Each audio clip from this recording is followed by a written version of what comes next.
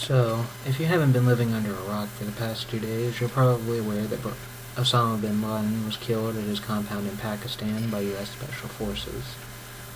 While this is certainly a cause for some mild, mostly symbolic satisfaction, it's not really a cause for much else. Most evidence indicates that bin Laden, who was in poor health and may require dialysis treatments, had largely delegated the running of al-Qaeda to the extent that it was a centralized organization to subordinates. The terrorists who want to kill us all are still out there. Either someone in al-Qaeda with charisma and some cunning will take over the organization, or it'll fracture into various splinter groups.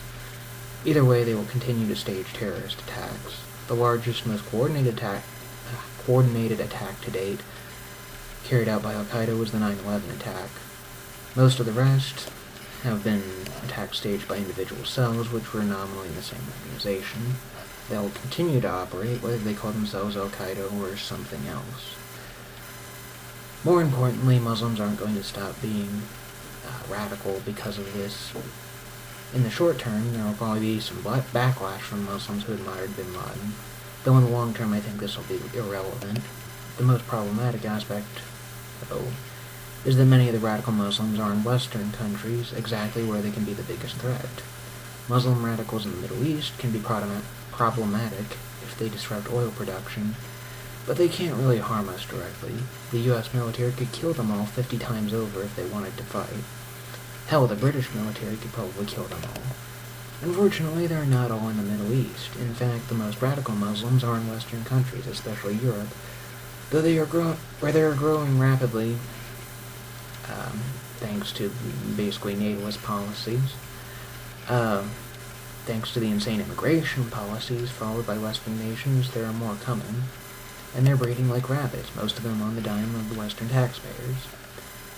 In Europe, if this doesn't change, Muslims could easily become the majority by the end of the century. Even before then, they could be troublesome, both by forming a political voting bloc whose interests are opposed to those of the people in whose countries they reside, and of course by staging terrorist attacks, rioting, and committing crimes, which is basically what they do now, only with more people and more political cover for their actions.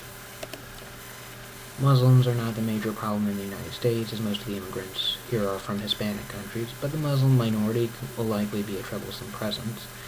And as the U.S.'s influence declines as the country sinks into third world demographics, we will likely find our power abroad further diminished by the influence of Muslims on European countries.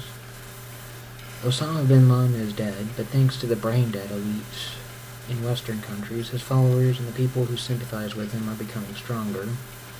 Will an Islamicized West celebrate the people who killed bin Laden, or bin Laden himself? I think the latter is more likely. And the open immigration policies of Western nations, combined with policies that are actually encouraging the Muslims to breed more, are ensuring that the West, especially Europe, will become Islamicized. So, by all means, let's celebrate bin Laden's death. Let's eat, drink, and be merry, for tomorrow we shall all die.